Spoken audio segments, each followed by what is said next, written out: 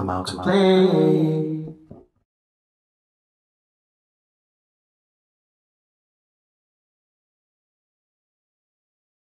I'm Debra Italiano. I'm the founder of Sustainable Jersey City, and I'm here today at Razza with Dan Richer, who is one of the founders. He and his partner Fred have sponsored Sustainable Jersey City's monthly meetings at City Hall, and I want to thank him very much for that. It's a pleasure. We are a fan of their food. He's one of the few farm-to-table restaurants in Jersey City, which we are highlighting in our SJC Eat Well Guide.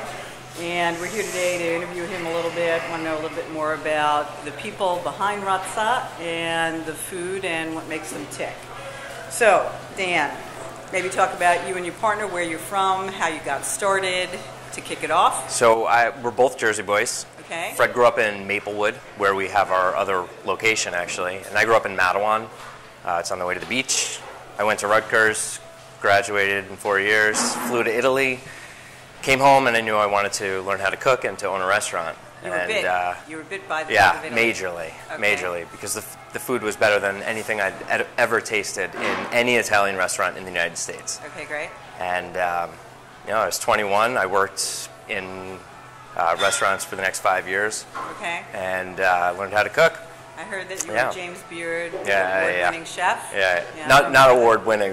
Just got an honorable mention. Okay, that's But good. yeah, That's really good. Yeah, it was really good. So how did the two of you come together? So he's a natural-born entrepreneur. I'm a natural-born entrepreneur, and we own another restaurant together, and we've been there for about 8 years now, and that's in Maplewood, and that's it's a really great space. Okay. And what brought you to Jersey City? we love Jersey City. Jersey City's an amazing place. So why does everybody come here? You were bit twice. It's great. Yeah. Okay. Very nice. We hang out here. These are the restaurants here are the restaurants that we go to. The bars here we go to. Okay, great. So we wanted to be a part of this community even more, and we feel like our product is really phenomenal. And talk about your product. Talk about where you get your food and how you sort of brought your menu, which is fabulous, together. Right. So the menu is very small, and we like to specialize in what we do, and what we do is pizza. So there's not that much that strays away from that.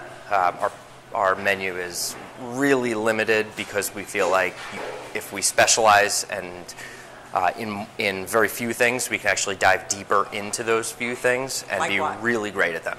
So, like the pizza. The pizza is our main thing. We don't have steaks. We don't have, all this, a huge menu worth of things. Talk about the ingredients you bring to your pizza. Right. So each ingredient is hand-selected and sourced from a very specific place. And we're constantly changing and as we find new salt makers, salt producers, and new flour millers, and new tomato companies. We're always changing and always trying to better the product, because at the end of the day, we're product driven. It's all about our pizza, and nothing will stand in our way of maintaining a great product, but also increasing the quality of that product. Your taste is superb. Talk about maybe your commitment to farmers, since that's where you seem to source your ingredients. Right. So I try not to I don't ever use the term farm to table. That's not my style.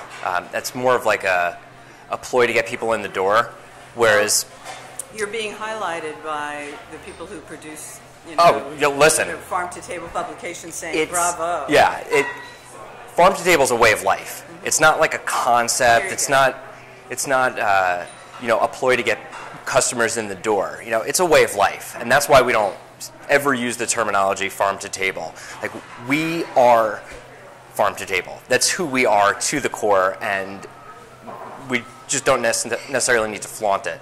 Well, talk about your commitment to farmers. So we work directly with specific farmers, young farmers that are just beginning, because we feel like we're contrary to the normal business atmosphere, where you have the business, you sell a product to customers, the customers pay you, and then you profit. It's a very linear model of doing business, where we feel like we're a part of this sustainable cycle. We're just one point in this food ecosystem. We're customers, your customers, we're a restaurant, we work with farmers, we work with food artisans. There's just so many people in this, this system that we're just one part of them, and we feel like to be a part of that, we have to give back to our farmers. So we work with a lot of young farmers that are just starting, who just have maybe a 2-acre plot of land to do some intensive farming on. You know, we try to develop this food ecosystem as much as possible. And we're constantly looking for new ways in order to grow that food ecosystem. Because, you know, 8 years ago when I started the other restaurant, it was very small. There was a very small amount of farmers that I could find and actually use at the restaurants, and it's grown exponentially since then. Every year we have farmers that are just starting out that want to work with us, and you know, I sit down with them once a year at the end of the growing season, usually in about November or December, and we sit down and I say, listen, plant these things and I will buy them. So they're guaranteed sales, and I'm guaranteed a great product that's tailored around what specific heirloom varieties of these vegetables that I want. So if I want, you know, lacinato kale or some weird type of mushroom or whatever, I talk to them. I say, listen, you grow this for me, I will buy it. So that's a real partnership. And absolutely. That's a support system. Absolutely. You seem to really want to educate your customers about as well. Definitely. The Razza story is something that, you know, you publish on your menus. Yeah, and we have these 2 big blackboards that kind of show how much of a cycle things are. You know, we get cream from Lancaster, Pennsylvania, and we churn it into butter and buttermilk, and the buttermilk goes into our meatballs with the meat from Hudson Valley and Lancaster County. And the butter we use for our bread, and the bread's locally milled flour. There's more than I don't dictate the menu based on what I want to cook. It's not about me. It's about being a part of this system and what the system offers me and offers the restaurant. Seasonally. Definitely seasonally, definitely locally, and definitely sustainably. Right. We try not to work with any big farms. Right.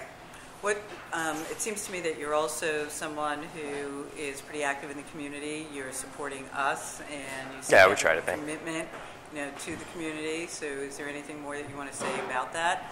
Yeah, I mean, we wish we could be involved with every aspect of the community, but you know, at the end of the day, we're just 2 people. It's Fred and me, and we have a very small staff here, and we wish we can be involved in many aspects, but every aspect that we can be involved in the community, we try and get involved. Well, it's part of it. Yes, it is part of it. And definitely. Thank you very much for supporting. Oh, please. It's a pleasure. Really great. Pleasure. This is sustainably harvested wood from Pennsylvania. That's what we use to make our pizzas and all of our good food. So we take all of this, we just put it right up there, and the guys manage the oven usually at 850 degrees, so it gets really nice and warm in here. I have to say that was great during the polar vortex. And that's basically what we use. So I think it's amazing what Sustainable Jersey City is doing. You know, you guys are totally entrenched in the community, and you're just trying to make this place a better place. And that's, I think, what we all, at the end of the day, should be trying to do.